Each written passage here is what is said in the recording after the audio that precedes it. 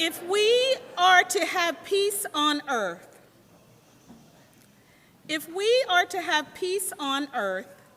our loyalties must transcend our race, our tribe, our class, and our nation. And this means we must develop a world perspective. Welcome to Carnegie Mellon. Welcome to our 18th MLK Writing Awards. It gives me great pleasure to have you come today to witness shared narratives in a manner that only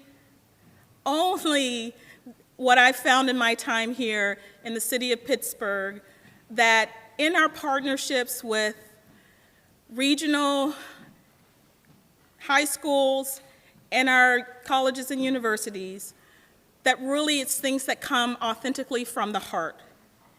And when I think about the young people and the messages that they will present today, it really, truly is a world perspective. And that just truly aligns with Carnegie Mellon and our mission and our values. That today, when we look at our musical voices, from our College of Fine Arts, you will find that there's no piano on the stage. And when I think about Dr. King, everything came from authentically a purified voice.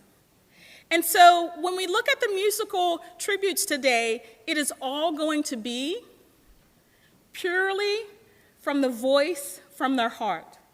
There will be no additional ensemble, which is really, when you think about the Writing Awards itself, the purity of words and the purity of those words in which students will have written and which they will speak.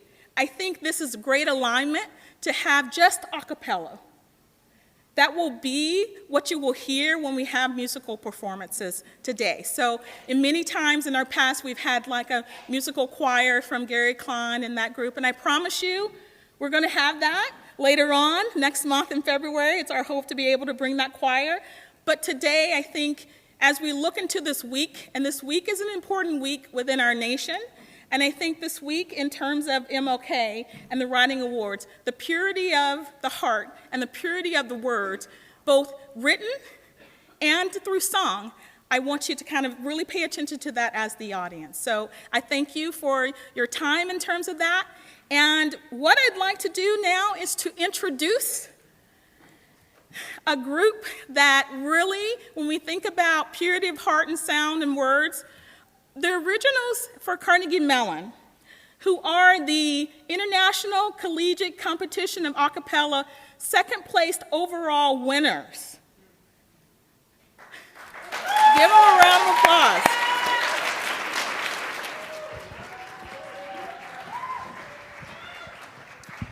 Hello, everybody. We are the CMU Originals, and we will be performing I Care by Beyonce for you today, and we really hope that you enjoy it.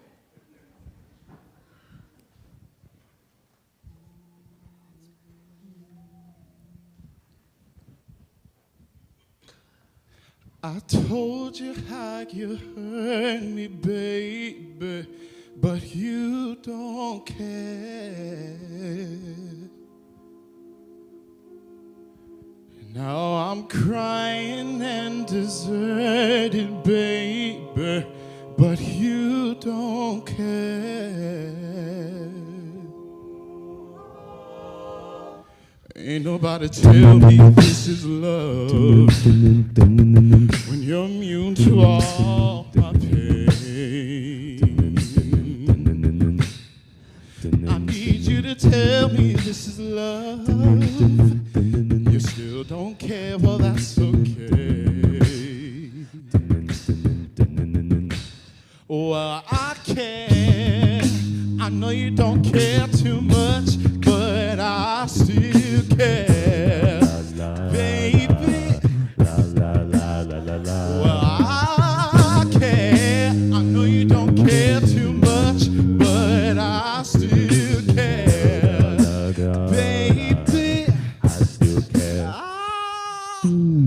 Ever since you knew your power, you made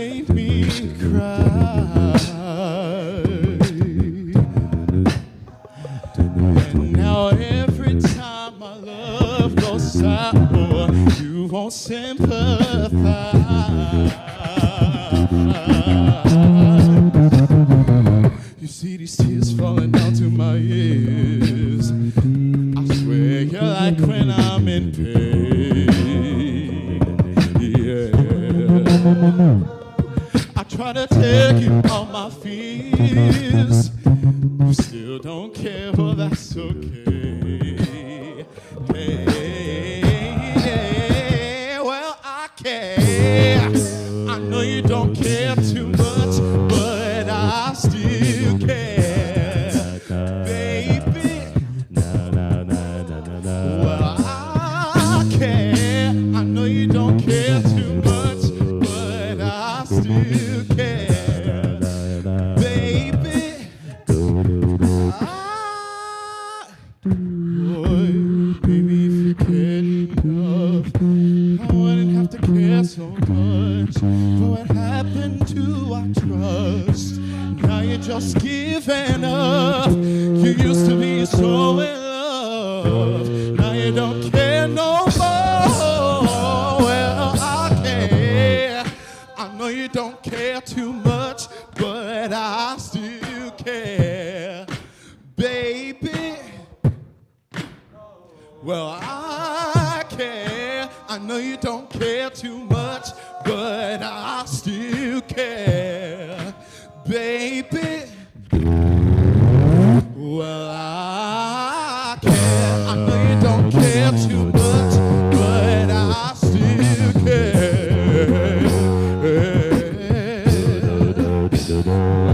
I care. I know you don't care too much, but I still care.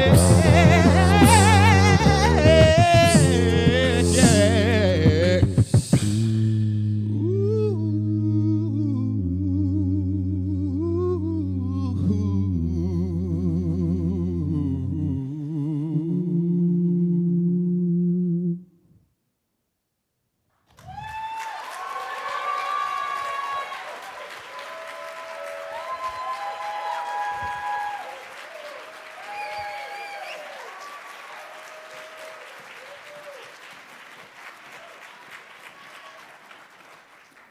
What an appropriate song to kick us off in terms of I Care. Dr. King, there's a quote that we utilize quite a bit when we think about service. And Dr. King once made the statement, life's most persistent and urgent question is, what are you doing for others? And when I think about what are we doing for others, there are so many individuals within our campus community in which we're invested in service. And our investment in service comes in a lot of different forms. I know this weekend on Friday, there were a number of RAs who had a session in which they were learning about service and how to increase service in our communities. And they talked about a couple of things. They talked about the importance of education. They talked about the importance of having direct service, but they also talked about the importance of reflection. Those are three principles that should be a part of any element of service. And a part of that I personally am invested in is this aspect of reflection. Because you can do many things, but how do you reflect back on the meaning of that direct service? And then what did it do for you as well? Because in the giving to others, you should also reflect back on, how did I change myself?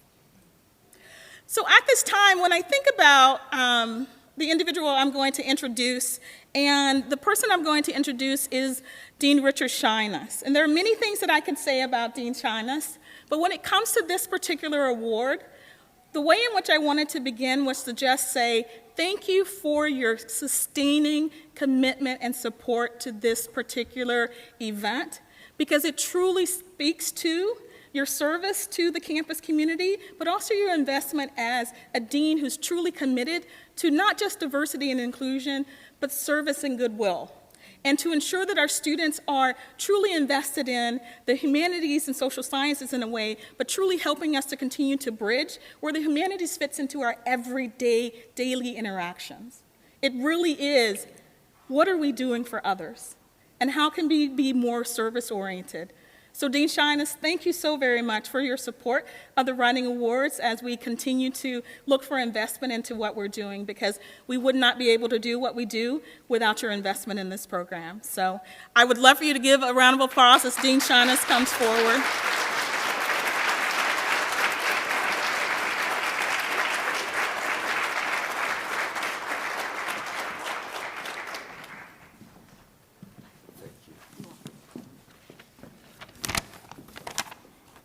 Well, thank you, and welcome to everyone, especially to those students and families who might be new to the Carnegie Mellon campus. Thanks for coming. This is great turnout. It's wonderful to see so many people here. And it's also great to see so much of the senior leadership of Carnegie Mellon. I see many, many deans, the provost, lots of vice presidents. This was officially their last day off before the spring semester, so thank you for coming. It's very, very meaningful. So the Martin Luther King Jr. Day Writing Awards at Carnegie Mellon are part of our annual celebration of the life and legacy of Dr. Martin Luther King Jr. Although the Writing Awards are a mainstay of CMU's MLK Day celebration, we are expanding the celebration throughout the month of January and February. And next year will be even better. Our provost, Farnham Jahanian, who is here today. Farnham, give a little thank you to Farnham. Farnham has agreed to help us bring a classical orchestra consisting entirely of musicians of African descent, the color of music, to perform and give lectures on campus as part of the 2018 MLK Spring Celebration. So that's next year. It's going to be very exciting. I'm looking forward to it.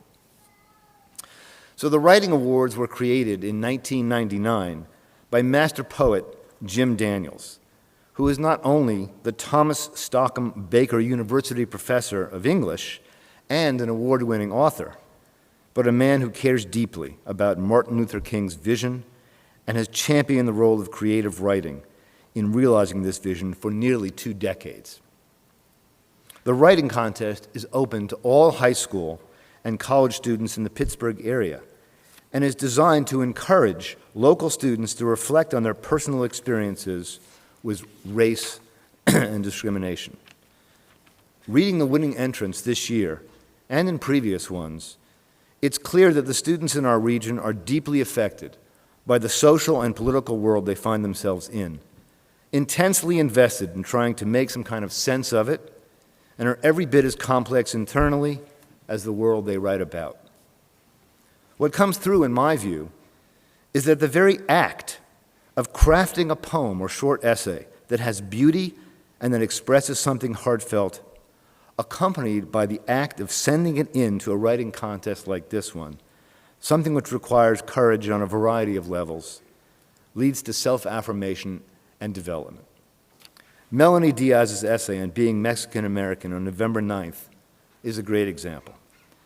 Reacting to a white professor trying to restore the sense of her own value that she felt Trump's victory take away, she laments, "I realized that just as a white male had taken away my value, a white male was giving it back.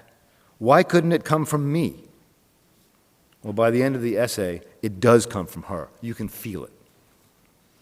So this contest is not about winning an award. It's about giving students the impetus to think, to feel, to communicate about the world they inhabit as it relates to the one Martin Luther King Jr. so passionately and resolutely tried to improve. I'm very grateful to Jim Daniels for creating such a forum and to everyone in the university and the community who contribute to its success. And I am proud that Dietrich College and Carnegie Mellon can support it.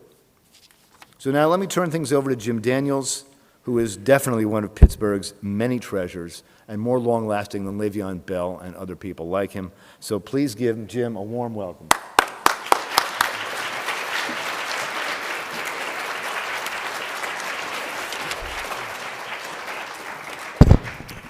Thank you all for coming. I have a few thanks to give before we start giving the awards. We're very excited this year to have LaTrenda Sherrill, Mayor Bill Peduto's Deputy Chief of Education here today.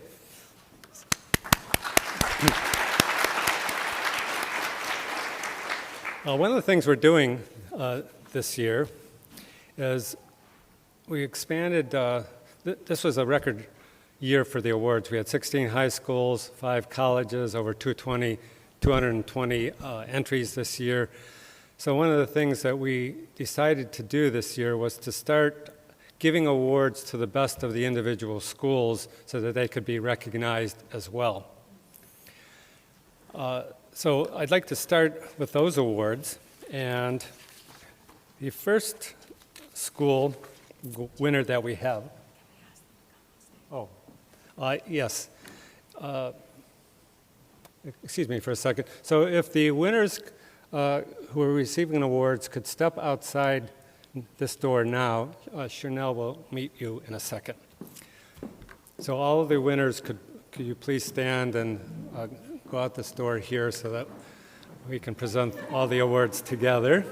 I hope you had a chance to eat your baked potatoes.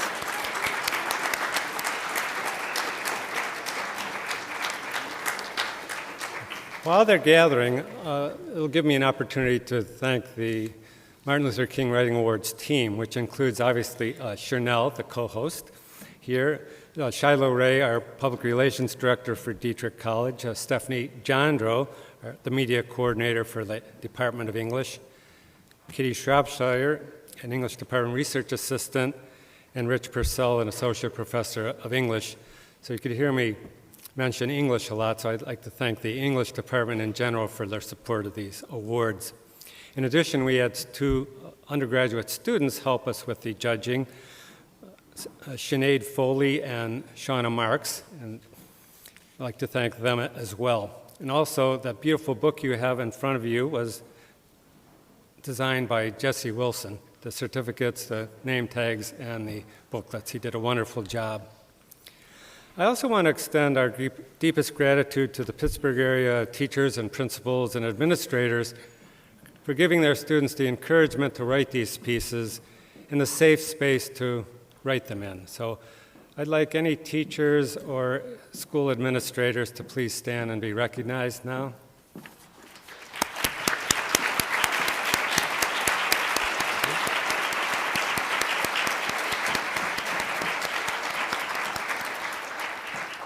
Thank you. And another big factor in these awards in terms of the support involves the parents of the winning writers. And I know a number of students brought their families with them. So could the family members of the award winners also stand at this moment and be recognized?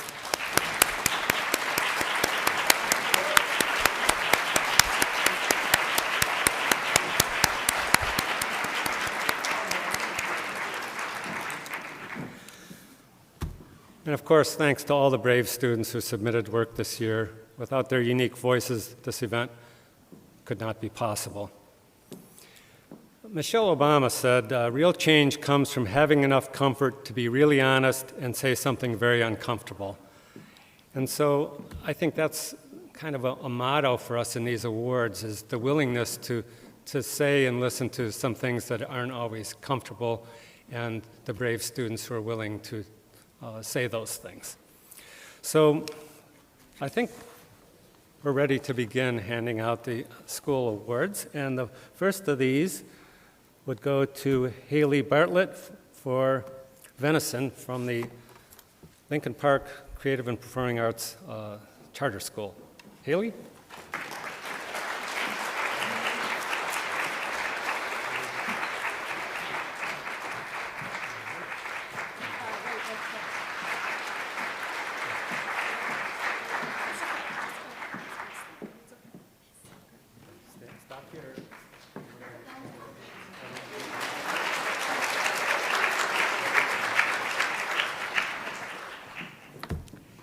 The next winner from Penn Hills High School is Christina Reed for an essay called They Notice.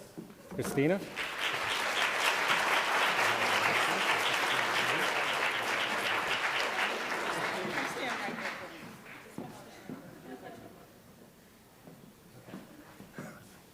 And next we have May Knight from Westinghouse High School for her piece Resilience. May?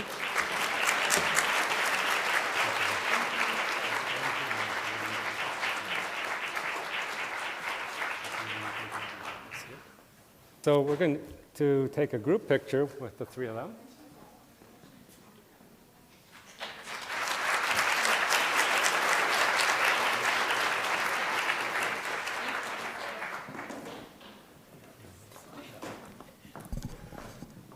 Sorry, this is the first time we've done these school winners, so we're still working out the system there. But now I'd like to present the honorable mention winners. And the next is Soul in the Sky by Emma Steckline. Emma?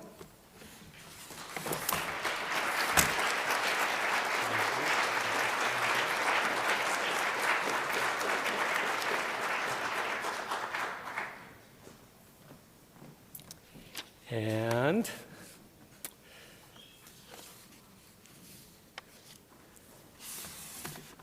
is, Kateria Weldon from, for a piece called Black Lives with Corrupted Minds. Kateria?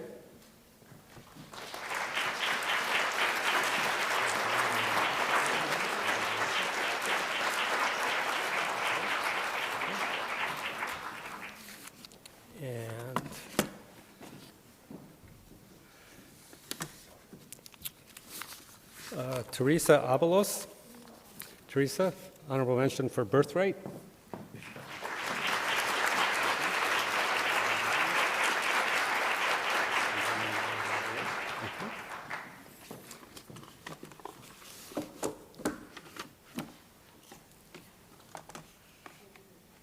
Pardon me? Oh, I've been informed that some of these honorable mentions are now here. Becca Stanton for Route 28.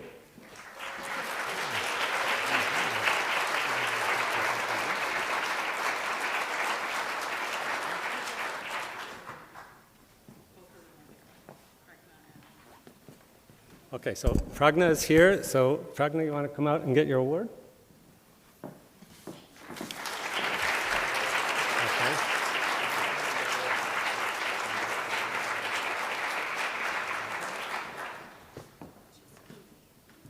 And Julianne Mercer.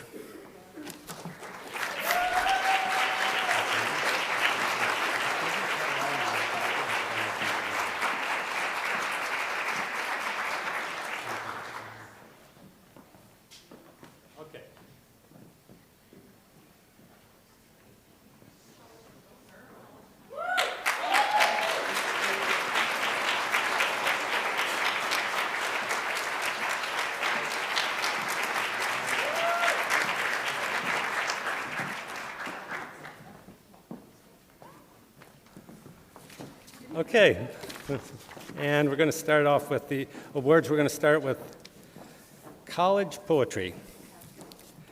And our first reader is Javier Spivey. Javier?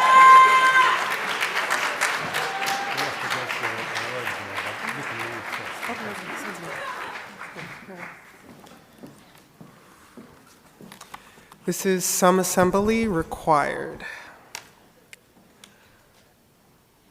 My abuela's Spanish is quiet but loud with intention.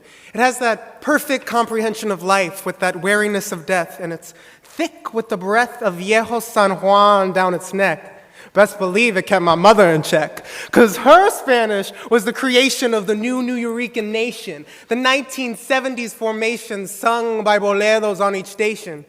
Taínos knew no lions until these women roared, heard from Las Calles de Cupé to Lexington and 103rd. My Spanish requires assembly. Palabra puzzle pieces thwarted by toddler teeth marks on their corners can't fit when they've been constantly chewed by Caucasian mispronunciations of my name, culture, and persuasion. Miss Ellis in the pre-K. Roll call on the first day. Javier or Javier, too shy to speak up. Javier, that's my name. So anglicized by 26-year-old Ellis and her disciples. Tyrannical tykes with whitewashed picture books as their Bibles. Jack was adventurous. Philip was charming. But in 01 at 8:05 a.m., my name was too alarming because syllables were stock to exchange in the morning. But monikers meant cash for little white boys only. No bit-sized buyers wanted Javi or Javier, too many, too exotic. But I would have gone broke to be a Max, Tom, or Dick. Abuela and Mommy, I never intended to lose who I was. But I was sick of no one understanding. Perdóname, Jota's like an H. This ain't no French, cuz I was just trying to uphold the hold on our third generation of American education, and the missing puzzle piece seemed to be assimilation. Mira, when my accent faded and I waded out of Spanglish shallows into the hallowed river of gentrification, leading to the mouth of the melting pot, flowing into the ocean, birthing our nation, I realized Rita Moreno lied. Ain't no small fee to be free in America. No. There's been a cost that can't be paid by any ancestor's loss. A cost mi gente sees every time we turn on the TV and are reminded that the only way to make the great America what it used to be is to take any foreign flavoring out of its rice and beans. Abuela and Mommy, I know you know that this man ain't the first to tell us we have to go. There are more than 6-year-old Toms and middle-aged politicians building the partitions between our nations and our coexisting visions. And what do I do when my broken Spanish is the last of my ammunition? Permiso. Con paciencia y fe, help me put it back together. For once I realize our pride, I will know no oppressor.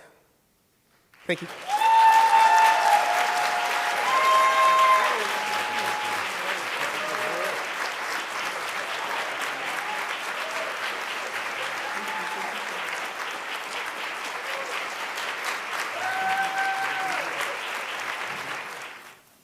Thank you, Javier. Our second place winner in college poetry is Indigo Balok from Chatham University. Indigo.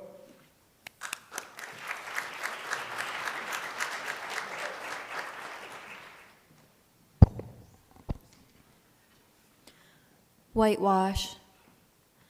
Ankle deep in my guilt now, I have learned what it means to be whitewashed. When my grandmother offers up her labor, biryani hot to the tongue, I raise my hands to silence her. Chew the naan and plain rice. She left 1 year ago, said her bones needed a warmth Indian summers and Sunday brunches could not satisfy. She calls when I am in class, and her pleas go to voicemail. I have chosen my vessel, days spent locked away from the sun, lemon and milk baths to bleach the flesh, hoping I don't end up like my father, brown-skinned and searched at airports, though he has made himself forget the language of his birth. What have we done to you? My people are those of peace. My tribe is that of Malala Yousafzai, of strong hands and students. My grandmother is a teacher, and when she walks the streets of Hyderabad, she is Auntie Kamar, the woman with the college degree from the United States, the woman who feeds the hollow children and stray cats, the woman who married for power and used it for good. Her portrait at 20 still haunts my diary. But you ask me about Iraq, pronounce it Iraq, and the harshness makes me cringe. These are a honey language made of cherry cordial and chai, meant to slip from the tongue like maple syrup. I cannot speak Urdu. The only word I know, Jani, means sweetheart, dear one, beloved. A word my grandmother uses to address my father, though the welts on his back raise a redness in his face, though his blood is boiling revenge, the lid of the pot quivering. We are not so beloved. The radiant Indian princess of my youth, smelling of jasmine and cardamom, saffron and ginger, heart so close to mine, segregated from the blacktop. My friends said, she doesn't look like us. Now you fetishize our bindis and henna without studying the art. You wear our culture as an ornament to show how worldly and wonderful you have become in your 20s. You eat my food as a treat, though I can no longer stomach the spice after a lifelong diet of shame. But when I tell you how my land was beautiful and luscious, full and flowing with mangoes and honeysuckle, green forests and gold before the white man touched it with his greed, you ask me of war and of terrorism and the Quran. Thank you.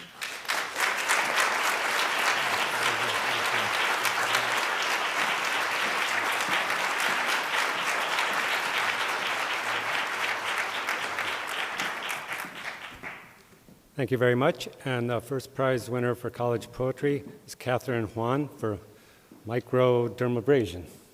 Catherine?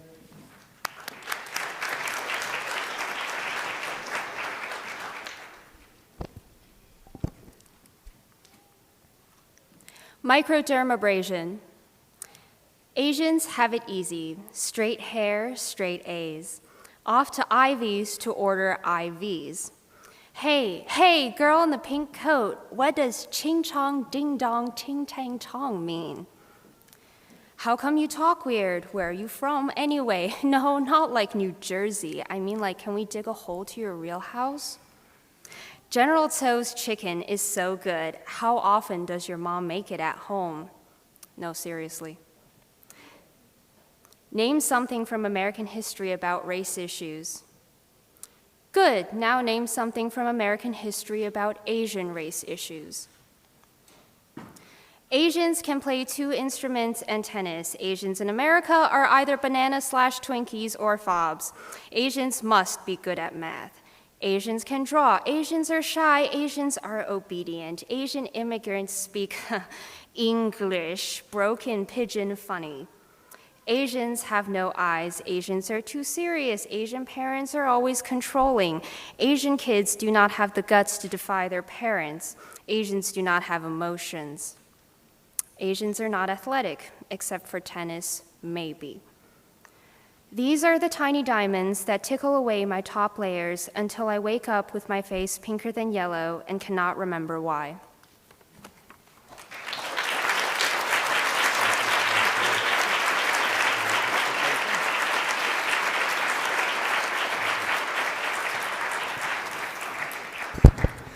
Thank you very much. And now we're going to move into college prose.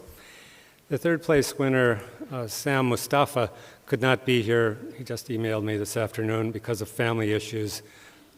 But I encourage you to read his piece in the booklet called Am I a Terrorist? The second place in the college prose goes to Christian Minogue for a piece called Dear Sir. Christian?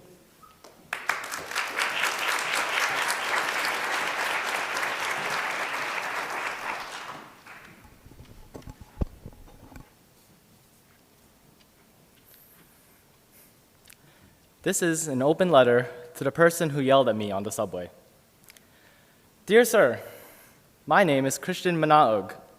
When I was 8 years old, my dad taught me something all city kids are told at one point in their lives. Whenever someone on the subway acts crazy, don't look at them. Ignore them, and they won't bother you. So I hope you don't take offense to the fact that I ignored you when you started talking. It didn't look like you were addressing us, and frankly, I didn't notice you were until my friend messaged our group chat saying, the person across from us is pissing me off. That's when I decided to listen to your babble. Go back to your country. What are you chinos doing in America? I'm gonna sue you. You people are so rude. You have no manners. Oh my God, you need to learn English. And on, and on, and on. I mean, I could talk about how I was born in America, or how I'm not Chinese, or how we were all speaking the language you told us to learn. But I listened to my dad. I averted my eyes. I kept talking with my friends and pretended you didn't exist. Though I was talking with my friends, I couldn't ignore your words anymore. Every racial slur, every insult shook the very core of my soul. It was at this point I felt something I had never felt before.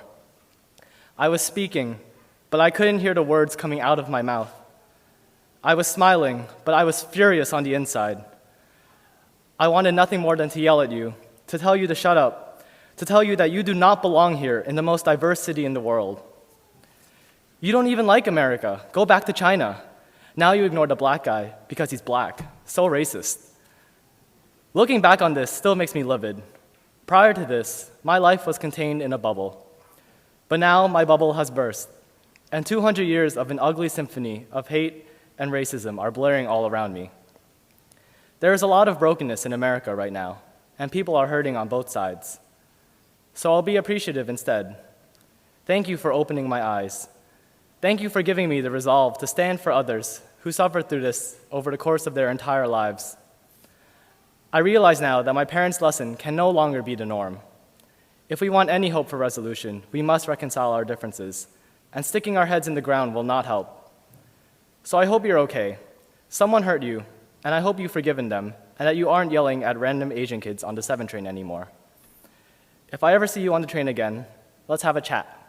A real one this time. Best, Christian Manaog.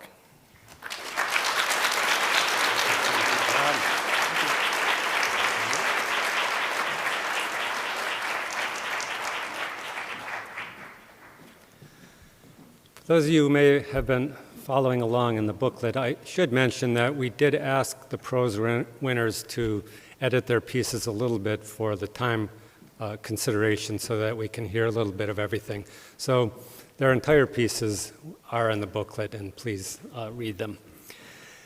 The first place college prose winner goes to Melanie Diaz for being Mexican-American post-election. So Melanie?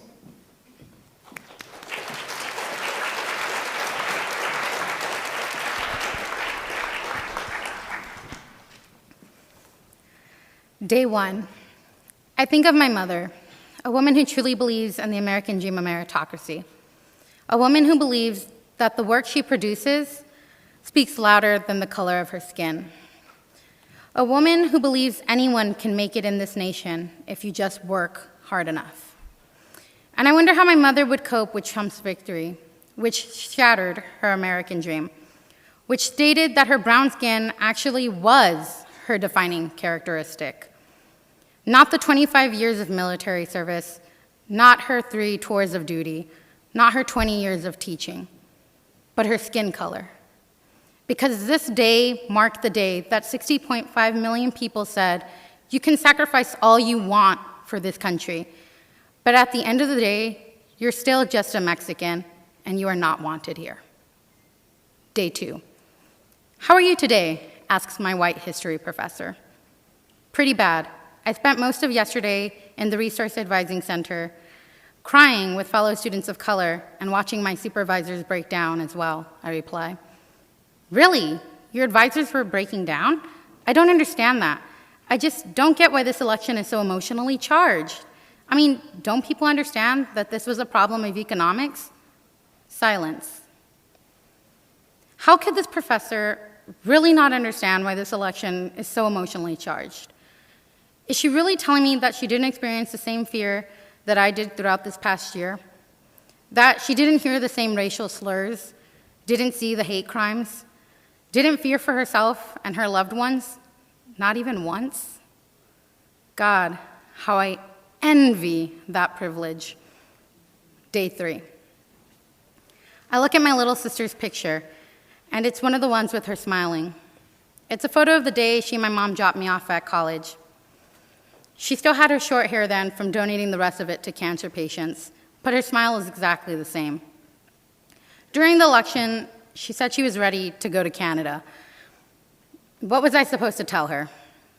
What was I going to tell a little girl who's been trying to escape the limitations of her brown skin all of her life? How could I repair the damage Trump's victory caused and the devaluation of her existence that came with it? How could I help her understand if I didn't understand myself? And how could I help fix her spirit when mine was so badly torn as well? But my whole life has been about this little girl, about her empowerment, about her protection, about loving her. And if I was tired before, I'm going to be exhausted now. But I'll be damned if I give up fighting now, because her face, her smile, her spirit, they're worth fighting for. And I won't stop until every single person in this nation realizes she matters in every decision they make. And once they do, I'll be sure to never let them forget it again. Because she matters, I matter. We matter. And tonight, I don't cry.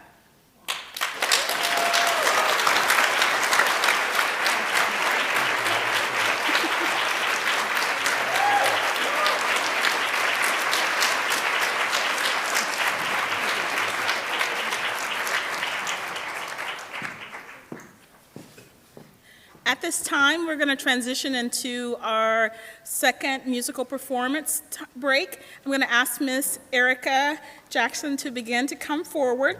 As she comes forward, I want to say a couple things about Erica. She's a senior musical theater student here at Carnegie Mellon, and she hails from the great state of Michigan.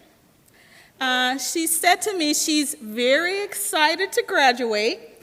But before that time, she's even more excited to be able to play Sarah in our upcoming musical Ragtime. So I have to put in a little bit of a plug, but I shouldn't have to put in a plug because every day, every night, there's something fabulous going on in our Purnell Center. And I have to say, as someone who loves musical theater, the Ragtime will be something in which I look forward to not just going myself, but helping create experiences for others to attend as well. So I'm plug-in CFA tonight. Where's Peter Cook? Where are you, Peter? Raise your hand. Absolutely. Thank you, Peter, our department head for the College of Drama, School of Drama. So Erica, she's here. We're going to help her set up a little bit. At this time, I'll read another MLK quote. I'm always filled with quotes.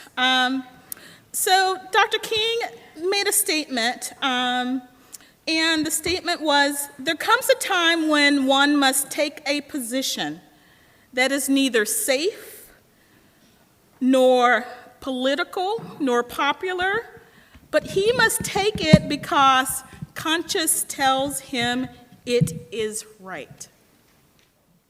Remember, I said I'm someone who's all about the reflective pieces, and I think that that is something as we look at all the things that actually Melanie talked about in her talk, that she wrote about. I think that aligns so well with that, your consciousness.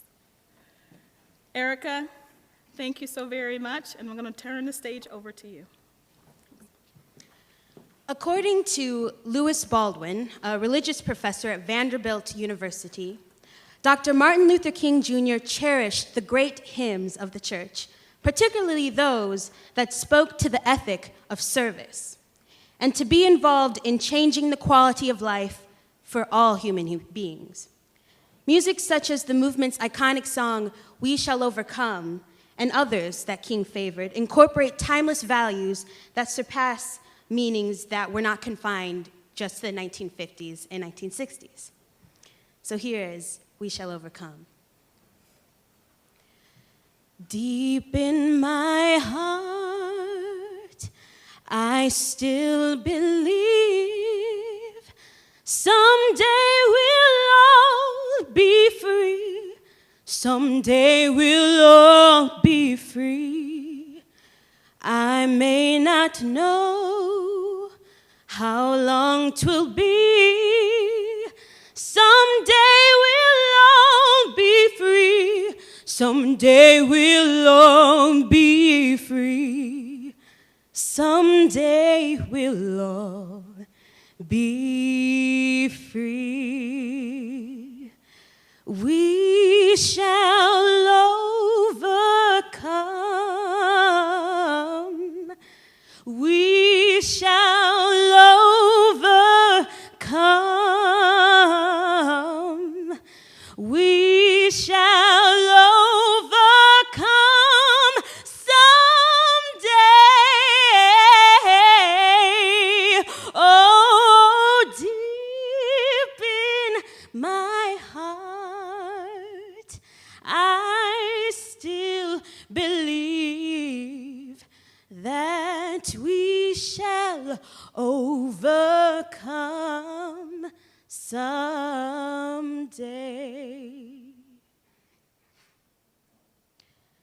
Dr. King said, with faith,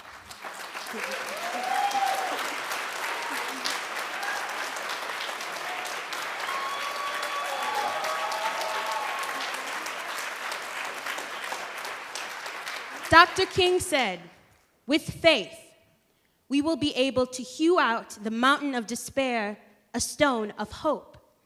With this faith, we will be able to transform the jangling discords of our nation into a beautiful symphony of brotherhood. With this faith, we will be able to work together, to pray together, to struggle together, to go to jail together, to stand up for freedom together, knowing that we will be free one day. And when I heard these words, I immediately thought of His Eyes on the Sparrow. Why should I feel discouraged?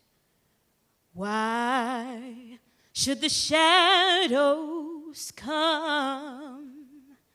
Why should my heart feel lonely and long for heaven and home? When Jesus is my portion, a constant friend is He. His eye is on the sparrow, and I know He watches me.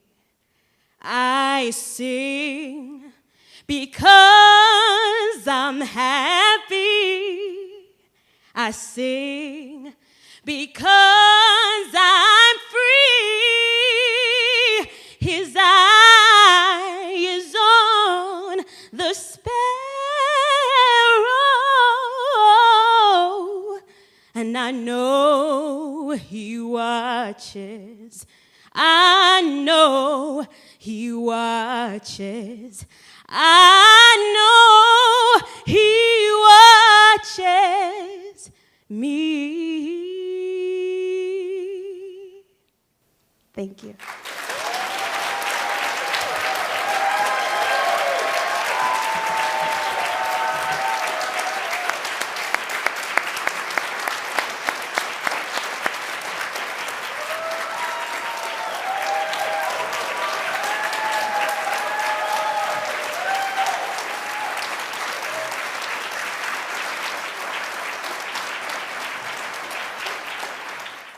So Gandhi said, you must be the change you wish to see in the world. Now, some of you may have thought, well, why is she utilizing a Gandhi quote? I thought this was like MLK Day. Dr. King was a scholar of Gandhi. Truly, there would be no nonviolent movement without Gandhi. The principles and practice that King utilized were based upon the generation of Gandhi. So I do think that that Gandhi quote is very important as we think and remember and honor the legacy of Dr. King. There is a connection, and I think it truly speaks to the principles and practices of social movements having many, many threads that are globally enhanced, and the web is what makes it stronger. So at this time, we're actually going to invite back to stage one of our first talks, because this is a young man who is multi-talented, as most students here at Carnegie Mellon. And we're actually going to invite Javier back to the stage. He's going to actually present us as well with some purity of words and voice through song.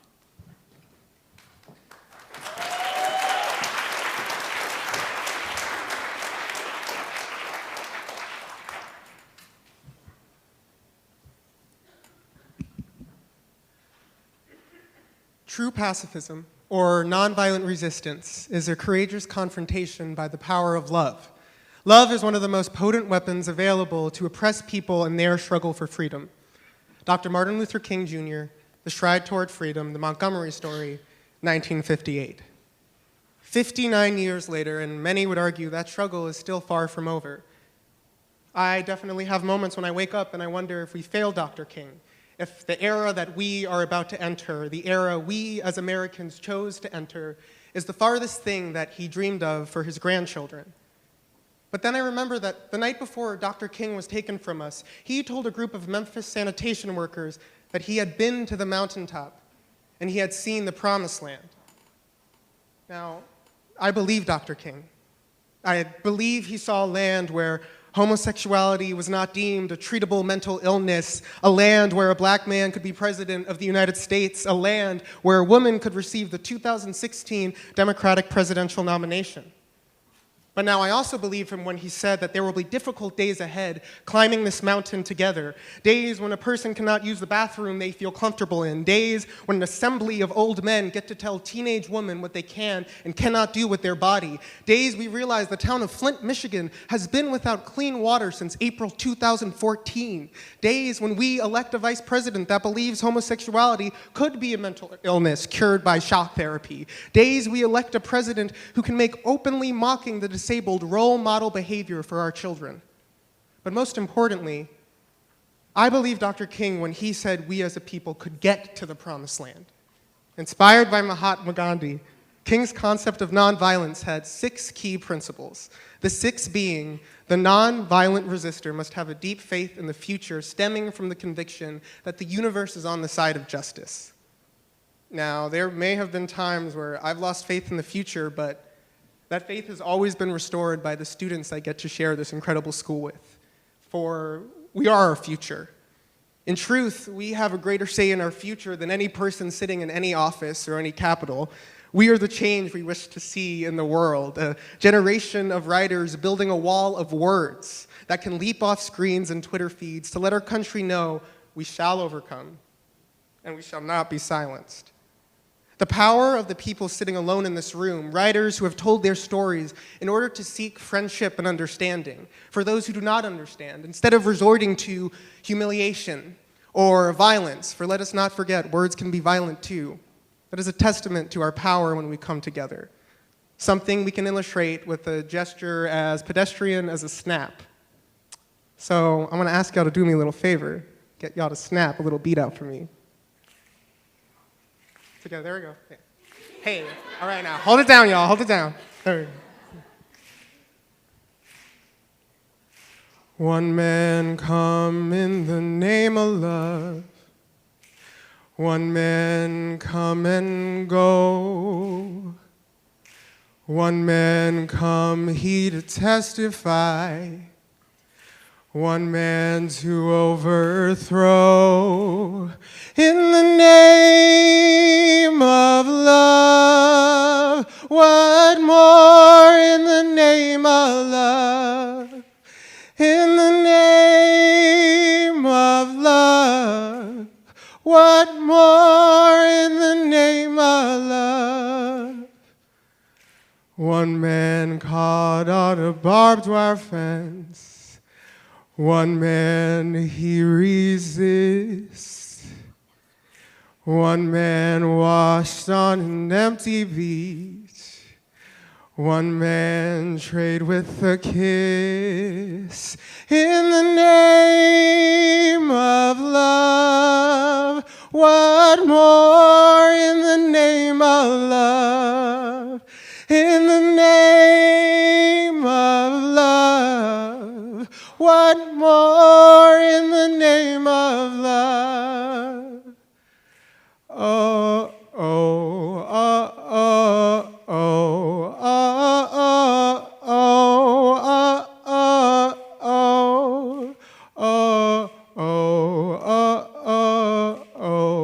oh, oh, oh, oh. Late afternoon, April 4th, shot ring out in the Memphis sky. Free at last, they took your life, but they could not Take your pride in the name of love. What more in the name of love? In the name of love. What more in the name of love? In the name of love. What more in the name of love? In the name of love. What more in the name of love? Thank you.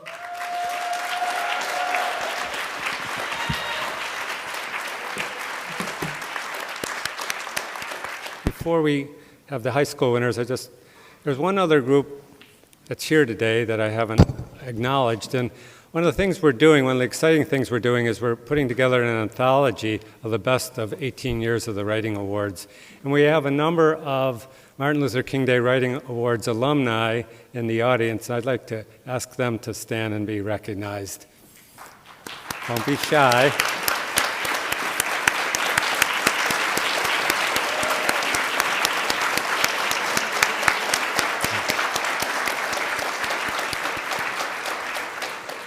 Thank you. Now we're going to have the high school prose winners, and our first winner, Kristen Deasy, is going to be reading a piece about a subject that has never been talked about as part of the Writing Awards before. So please welcome Kristen.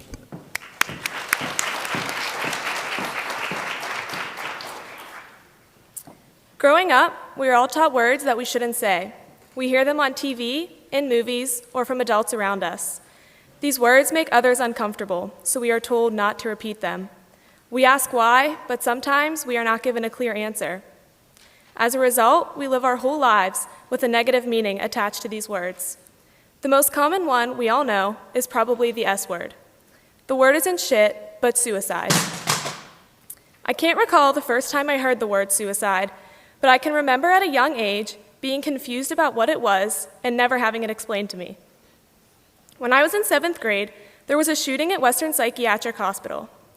After hearing about the shooting and watching it consume the news, I assumed this hospital served crazy people. I used the terms nut house and insane asylum and psycho to describe the hospital and those inside of it, not knowing what it actually was. In a society where everything we say has to be politically correct, it's ironic that I was never corrected when using these terms. After the Western Psych shooting, I continued to have stereotypes attached to those who had mental illnesses. The stereotypes I had were so strong that I denied my own symptoms of depression for years. When my parents suggested I see a therapist, I told them there was absolutely no way I was seeing a shrink. I'm not crazy, I thought. I was so offended they even suggested the idea. I didn't begin to reconsider my stereotypes until I ended up in the hospital I assumed crazy people went to. While sitting in the waiting room in Western Psychiatric after my first suicide attempt, my dad told me something that completely changed the way of my thinking. He said, "Kristen, if you had a broken foot, we would take you to the hospital to get it fixed. There's something wrong with your brain, so we're going to get that fixed." We are so quick to dismiss an illness just because it is invisible. This realization made me angry. Angry because I knew most of society still has the same mindset I used to have. Angry because we don't talk about mental illnesses and we don't educate people about what it really is. Angry that the word suicide makes people uncomfortable and so we ignore it. I was angry at how big of a problem this is. During the months following my hospitalization, I slowly recovered and became more aware of how severe the discrimination against mental illness is. Because I missed school to receive treatment, I didn't hear the rumors floating around the halls about my absence. I eventually heard that people were saying I was a psychopath and faking it. But the worst part was the way people isolated me once I returned to school. I was awkwardly approached and treated like I had been living on Mars for 5 years. I know for some of them it was pure shock. The news of a classmate attempting suicide, especially one who had always appeared to be happy, was a surprise. The awkward treatment still bothered me. Not because I was offended, but bothered because people thought they had to treat me differently. I wanted to change the tension around the subject. I began to openly talk about my battle with depression, and before I knew it, people were reaching out to me for help.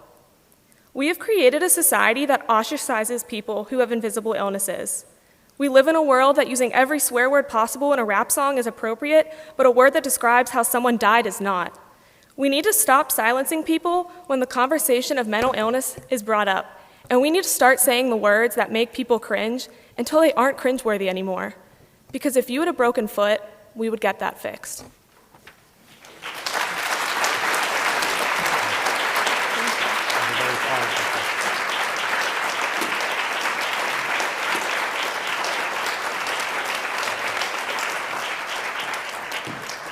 Our other third place winner is Adero Kaufman Okoko with her piece Sono Convoy.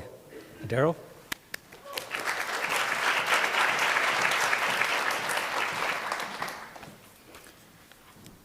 I usually go to visit my family in Italy during summer breaks. One time, we all decided to go out for dinner. Nano called the restaurant to reserve a table for our family of 12, and then as the sun began to go down, we walked through the mostly empty streets to the pizza restaurant nearby.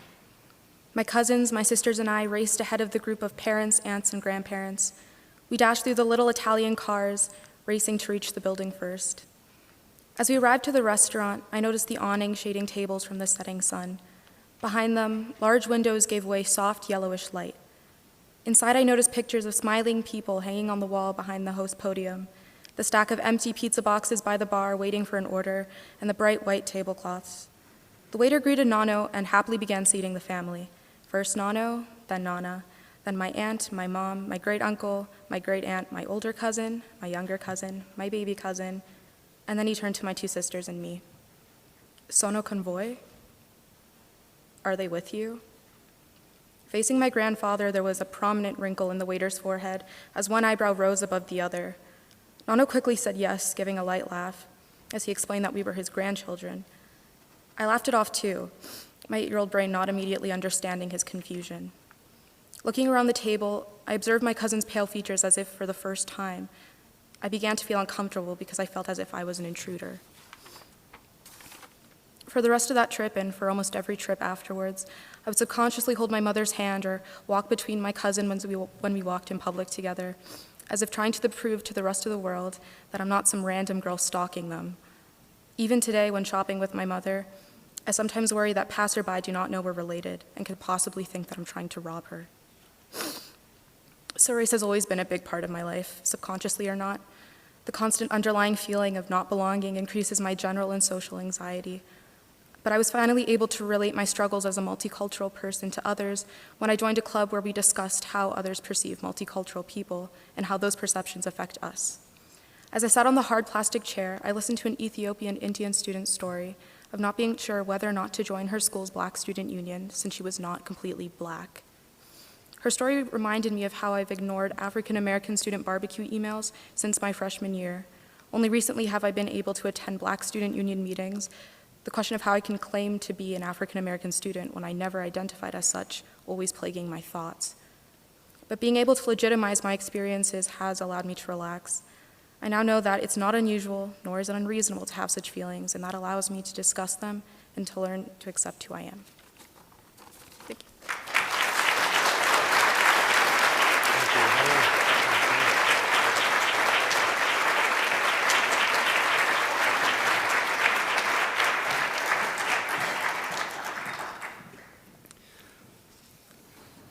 And second place for high school pros goes to Zihao Kong for gate number 1. Zihao.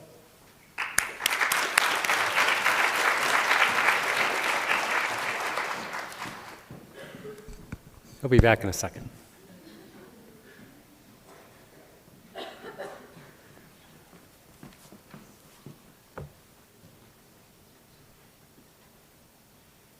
Okay.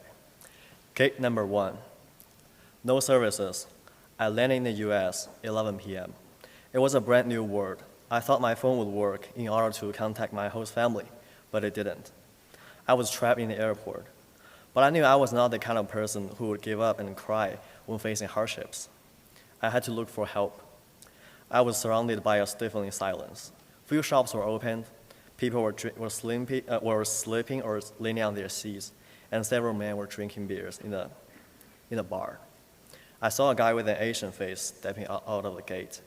With a smile on his face. "Here comes a chance," I murmured. "Hi, I can't find my host family. Could you lend your phone to me, please? Just one phone call, very short." I asked him, with my clumsy English, hoping my speech somewhat moved him. "Sure." He glanced at me with a grin. He handed his phone to me. While I was using it, several Japanese characters pop up. He is a Japanese, I thought. At this time, my mind was floating with distractions. In fact, I didn't expect that I would ask a Japanese for help. Isn't it the fact that Chinese people hate Japanese? From a very young age, I was taught numerous stories about how Japanese imperialists invaded China and how cruelly the Nanking Holocaust happened. Due to my naivety then, my first impression toward them was sort of resentful. Should I just go away? But I couldn't waste this opportunity. I called my host parents, hearing continuous beeps from the other side. I felt my heart suspended as beeps were going on, afraid that no one would answer, but finally, a woman answered the phone, saying she was waiting at the gate number 1. My heart was now settled, with all of his help. "Thank you very much. They were already waiting at gate number 1, I said. At this moment, I feel guilt and relief for the fact that I hold a strong prejudice against the Japanese people for a long time. Do I really deserve his help? I asked to myself. As I sat in my host family's car, I pondered my instinctive distrust of Japanese. I remember the 2012 Protect Diaoyu Island protest.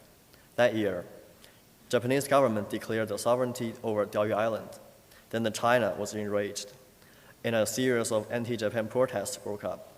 My hometown was one of them, and I was one of the protesters. I remember it was a riot, with violence, curses, and all kinds of ugly deeds. During that time, I believe nationalism was the propulsion of protesters. But I saw some restaurants put up signs saying, Japanese and dogs can't step inside. And I saw Honda, Toyota, Lexus, Ford stores burned down, and people's car smashed. The campaign changed. I used to think I was patriotic in this protest, but now I'm not proud at all. Patriotism shouldn't be expressed in a way of hatred and prejudice toward a certain race. My host mother remained silent and drove the car rapidly along the highway. I didn't know if she ever talked with the Chinese before. She might think I was not good at speaking English. She might think she can eat some Chinese food living with me. I don't know. At this moment, all I knew was the Japanese people helped me at the airport, opening a bright gate that was closed for so long.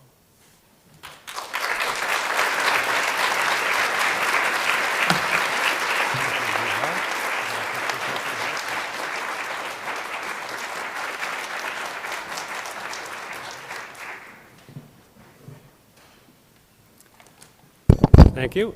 And our high school essay winner is Jabril Branch, being a minority in a school of the white and privileged. Jabril?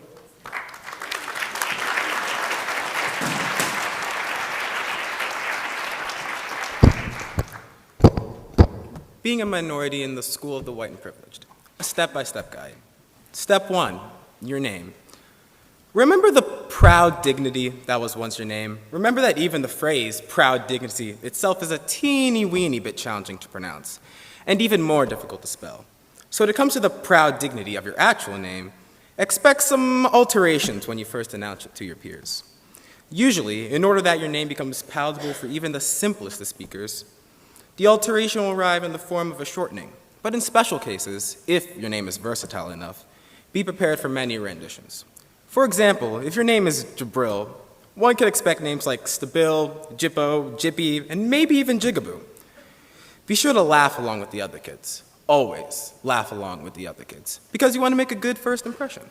Also, be sure to recognize that the beautiful cascade of sounds that is, or should I say was, your name, is now whatever your class considers its most hilarious perversion. Your name has now become entertainment with its new purpose to amuse rather than to manifest your individuality. Don't expect the hilarity to go away anytime soon. You're stuck with it. Of course you would be. It's your name, after all. Step 2, Where are you from? Now, depending on your hue, some people at your school, students, faculty, administrators, staff, might anticipate a certain exoticism to your birthplace, and a simple Hartford, Connecticut just won't do. As if attempting to wring some sort of secret artifact out of you, the dissatisfied will ask again and again and again, putting increasing stress on the word from each time. Suggestion: don't think of the question as, where are you from? Think of it more as, what makes you the minority, other? Or, if your people have been kidnapped and enslaved, and if records had been kept, try to imagine what your nationality would be if you were to look at the contemporary map of the world. Try your best to satisfy the inquisitive asker to that end. Step 3, racial humor. A significant element of presenting as black in a majority white school is the categorization of every single attempt at racial humor that uninvitedly lands on your doorstep as funny and harmless. These pitiful excuses for comedy rarely deviate from the classic, haha, you're insert race here format. However, the 5 iterations of the same joke can and will occur in a multitude of situations. Being late to class might inspire the quip, oh, he was on his own CPT, color people time. The act of running might inspire, oh, he's so fast because he's used to running from the cops. If the word black is mentioned in literally any context while you're in the room, the environment will become slightly darker than usual. No matter how much you may protect your race and all the struggles inherent therein to be reduced to a mere punchline of a joke, always be sure to laugh at every single one. You don't want to be seen as oversensitive and as someone who can't take a joke, do you? And besides, laughing is often, not always but often, way better than the alternative, in which you're forced to believe someone was attempting to perpetuate America's oldest and most horrific tradition. So you laugh and hope it's the last time you'll have to hear it. It never is. Lastly, a short list of banned foods: chicken, especially fried, watermelon, and Kool-Aid, or any drink that resembles Kool-Aid, so particularly opaque brands of fruit punch are also out. Remembering and applying what you learned here should make your school experience bearable, painless even. Just know that you'll need to remember these steps throughout elementary, middle, and if you're really unlucky, high school. But do be careful when going out into the world, because there's a whole different set of rules for that one.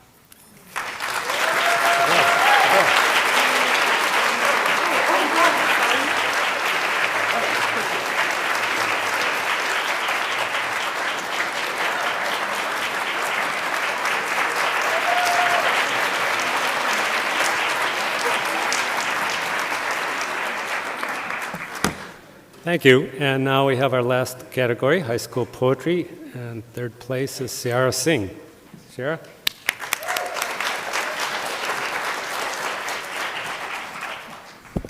Hello, everyone. My piece is entitled Wide Tooth Comb. My sister's brown skin glows when she lies down on the back porch. Her lips are full. They point towards the sun. Her moles form a pattern across her face. Her tight curls have to be teased into the bun on top of her head. Sweat dances across the tip of her ear. You can see the sun in her skin. My cheeks and nose and ears are burned with red. My curls plastered to my forehead, damp and drooping. There isn't a glow. My hands wouldn't even be compared to the brown paper bag, white without question, blue veins stain my skin. My dad's hands are cracked and dry. Ashy lines cover every inch. The dark skin stretched so much it tears when he turns the doorknob. He walks past the lotion. He said, our hand used to bleed in the cotton fields. On Sunday mornings, I watch flames dance around the points of my aunt's comb. She swipes her raven hair up, away from the back of her neck, tugs the comb under her hair and pulls. She tells me, never come to church with naps. I touch the back of my neck. The hair is soft and straight. I told my mom she could no longer do my hair. She doesn't do it right. How could a white woman do black girl hair, my friend asked me. She can't. I wore my hood the rest of the day. My mom sent me to my room after telling me she's been doing it for 10 years. Her hazel eyes contrast her angelic face, showing disapproval. Neither of us did my hair the next morning. I steal my mom's scarf, wrap it around my head, copying the woman's movements in the video. They're easy and swift. When I try, I look like an alien, lumps sew under the scarf, curls sticking out. The woman, she looks like a queen. She says to always use a silk scarf. My mom does not own one. The black girls squint their eyes. They tell me my uncle's name is Tom. I tell my sister he is not our relative. He'll never be. Because niggas don't need to be using the word niggas, and I am not nigga enough. Thank you. Very good job.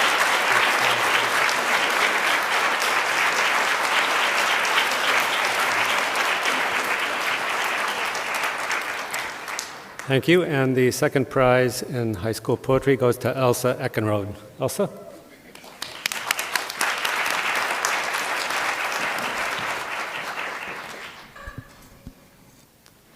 I am not wrong. Wrong is not my name. 1. When I cut my hair, my mother asks if I want to be a boy, as if this new haircut has transformed my entire being. And imagine this, the day after, me, hunched over my kitchen table, hair short and bleached blonde, my body in an extra large black shirt, formless, not angular or curved, she asks, "Is this your butch pose?" 2. How do I tell her I learned a while ago to hate my body for what others see? I learned to cover myself up because when it's 9 p.m. and I'm walking home by myself, I am all skinny jeans and body outlined. I'm nothing more to the man outside than some dyke he'd love to see in bed. But how do I tell him I am more than just a body? 3. What does it matter if my mom sees me as a butch and men see me as a fetish when at the end of the day I'm still thinking about the first time a guy called me a faggot for not flirting with him? Why couldn't I tell him he was wrong? I was 14. Will he ever know how scary it is to be told you're unnatural? 4. And one night, 3 years later, at 17, my dad's girlfriend sits me down for girl talk and asks me why I don't like men. But doesn't she understand we are so much more than bodies? Why can't I tell her she's wrong? It's like I'm 14 again, numb and speechless, breathless. Does she know how much my chest hurts to feel so ungodly? 5. I try to forget the sinking feeling, but it starts eating me alive, and I tell my mom the next day, broken down and sobbing in her car, and my dad promises she isn't homophobic, but how can he tell me I'm wrong when he wasn't there? Why wasn't he there for me? How do I tell him how hard it is to feel right when I've spent years learning I was wrong? But this isn't who I am. I swear I'm so much more. I am not wrong. Wrong is not my name.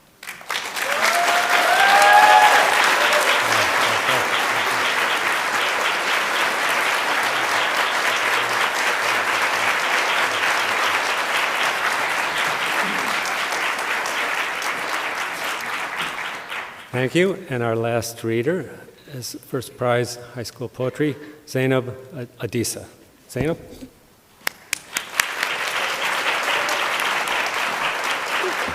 Hello. My piece is entitled, "We Are Americans." When I speak with my friend whose skin is smooth oak with curls on top of his head, the shade of low charcoal, I am mesmerized. His accent is thick with South America, Brazilian pride, lining the sentence he has told me often in variation, "You know you're not American, right?" I stiffen and scoff at such bluntness. His voice speaks with a playfulness I have come to love, yet a seriousness that my mind associates with trivial business. When we allow our words to flow freely in debate, we are defending our nationalism. No, I am not American, he's right. My bloodline's the heritage of Nigerian village kin whose accents flow in the wind I have yet to tame and words I have yet to claim. But when he says, "You are not American," I know he knows nothing about my heritage. Without knowing, he is referring to the citizens of the United States of America, to the blondes with blue eyes and peckish habits, to the brunettes with long legs and apparent attitudes, to the pale-skinned with their perfect verb conjugation, the blacks with kinky curls and grease-slathered fingers, and lastly, the mulatto-hued with a sense of limbo hiding between their words. He speaks highly of his home, as we do often, though secretly loathing the countries that never gave either of us more than what we've earned. I want to ask him, though I'm not sure I ever did, what defines an American? Thank you.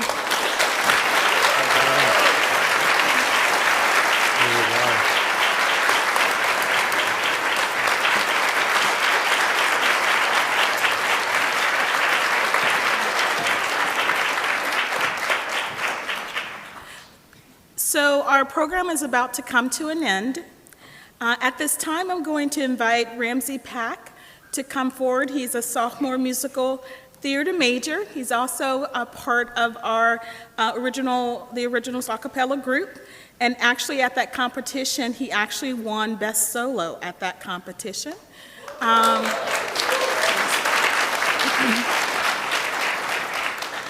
So as Ramsey comes forward on stage for the singing of something that is, for me personally, an important song that should be sang in any capacity at events of this nature. In 1900, on the birthday of Abraham Lincoln, there was a group in Jacksonville, Florida, in which a group of over 500 children came together to commemorate the birthday of Abraham Lincoln. And there was a brother duo, James Weldon Johnson, and his brother Rosman Johnson, in which James Weldon actually wrote the lyrics, and his brother wrote the music to lift every voice and sing. But what many people don't know, the story behind that was just meant for that occasion in Jacksonville, Florida. But what began to happen was those children, 500, and James Weldon Johnson describes it as 500 colored children, began to go back to their schools and sing this song. And for the next 20 years, it just seemed to pass to the next school, to the next school, to the next school, to the next school. Now, I'm a believer in social movements, and to me, this describes a social movement of individuals giving voice to something in which really spoke to them.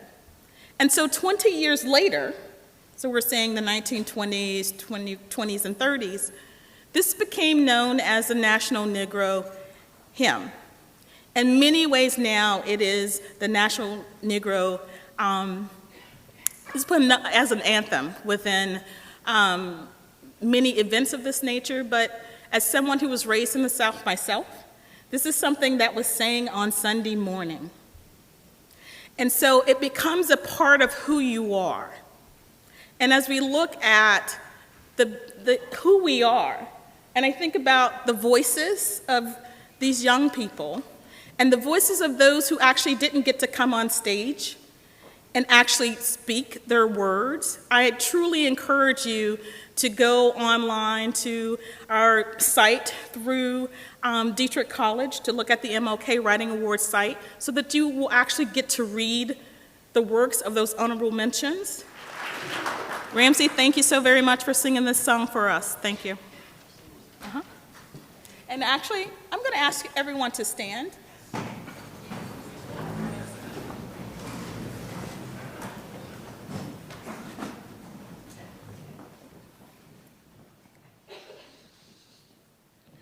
Lift every voice and sing till earth and heaven ring. Ring with the harmonies of liberty. Let our rejoicing rise high as the listening skies. Let it resound high as the rolling sea. Sing a song full of the faith that the dark past has taught us. Sing a song full of the hope that the present has brought us. Facing the rising sun of a new day begun, let us march on till victory is won.